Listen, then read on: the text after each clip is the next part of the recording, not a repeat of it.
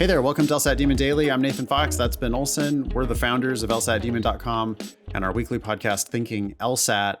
We've got a question here from Ralph, which was submitted via Instagram. I recently took the LSAT and did not score as high as I wanted to. That being said, I'm 30 years old and I don't feel like waiting another year for law school. I've applied to about 10 schools and I've heard back from about half of them. So far, I've been accepted to Barry University and FIU.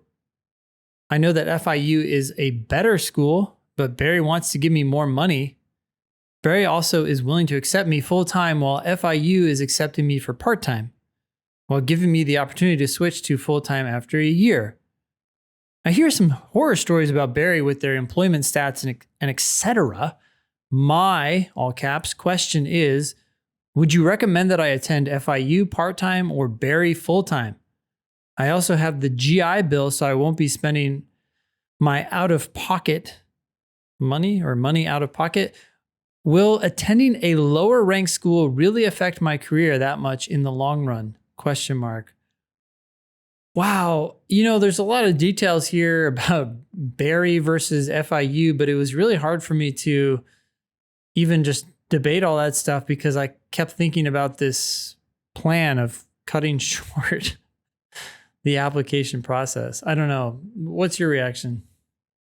Yeah, I mean, I'm 30 years old and don't feel like waiting another year for law school. I don't think you want to let your feelings make such an important decision for you. I'm on the West Coast. Ben's in DC. Ben, you would never have known the relative ranking of Barry University and FIU if Ralph had not mentioned it. Yep. What is FIU anyway? Florida International University, it says on their 509 report. Their 509 also says that they charge. Oh, they don't have it broken out here they have it by credit, I guess. Well, we can assume that it's a lot. Barry University, they've got their tuition listed here as $39,900, resident or non-resident, makes no difference. I have no idea what the ranking difference is. I could make some guesses based on their LSAT splits. FIU has a 160 median LSAT, and Barry has a 149 median LSAT. Median GPA at FIU is 3.72. Median GPA at Barry is 3.24. I don't think it's close. I actually think that there is a significant difference, but they are also both just regional schools. I looked up their rankings. Do you want to take a shot at it? Or FIU 60th, Barry like 160. Okay. So Nathan, it's great to see that you're a cheater. FIU is 60. Okay. All right. And Barry is 182. I was pretty close on that too. For all practical purposes, that is a nice. 160. So the only evidence that I had there was Ralph's submission via Instagram, and I only looked at just the median LSAT for those two schools, and then I got lucky and I was able to get pretty damn close. Those are significantly different rankings. Yeah.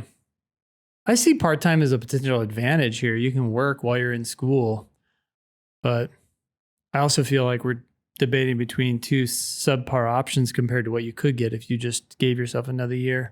Yeah, I mean, it's like more broadly. Right. Because to be really honest, Ralph, this is the kind of tough love that people end up getting if they come to us at LSAT Demon. This sounds like a kind of a half-assed law school plan to begin with. It's like you've got the GI Bill money, you're 30, you don't know what to do with your life.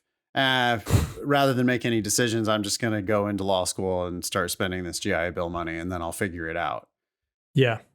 If that's what you want to do, then more power to you. But like the outcomes from that sort of a strategy are going to be pretty poor. Like you might figure it out, but ideally, I think you would figure it out before you even start. What exactly are your law goals? What kind of thing are you trying to do here? Where do you want to work?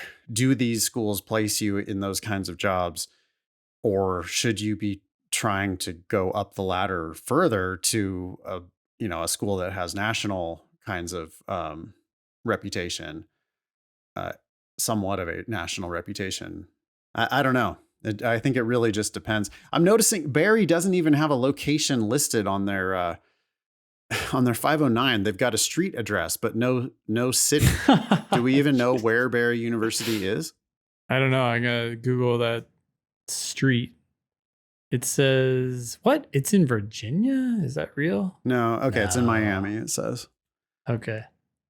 Okay. So there are 2 law schools in Miami that nobody outside of Florida has ever really heard about. And it just depends on what kind of a job you're trying to get.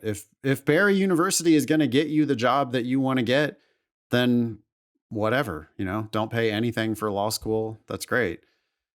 But with some LSAT prep, I really think you could end up going to, and you applied to 10 schools, and oh my God, we're also real late in the cycle, like way late in the cycle right now, to not have this like nailed down. It's just, I don't know. I mean, we hear horror stories every day about people who go to schools ranked 60th and schools ranked 180th.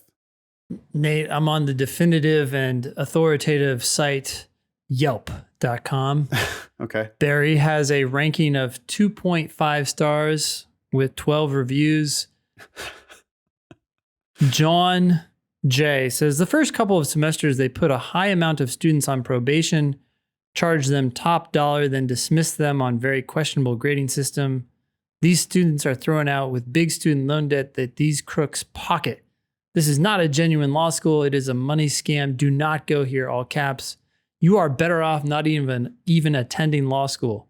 The salaries you will get upon a graduation for the majority are a glorified paralegal type pay, unless you are strongly connected to someone in the legal field. So that sounds bad. Yeah. Probably. I mean, that's some random person who also has their own agenda, but it's not crazy talk for a school this lowly ranked. Right. If you're paying 0, then your risk is significantly diminished. But if you're paying something, then that's the kind of school that we would say absolutely under no circumstances do you pay money to a school like that. But we would probably say the same thing for FIU. Yeah. To be honest, when we haven't done our research there, and that's obviously way higher in the rankings, but I would still anticipate that probably half of the people who go to FIU do not end up in satisfying legal careers. So unless you're going to be a scholarship kid at FIU, I would not predict great outcomes for you. Sorry if that's all bad news for you, Ralph. Ben, anything else? No, thanks for reaching out. Email daily@lsatdemon.com if you'd like to ask us a question or share some LSAT or law school admissions news. Thanks for listening.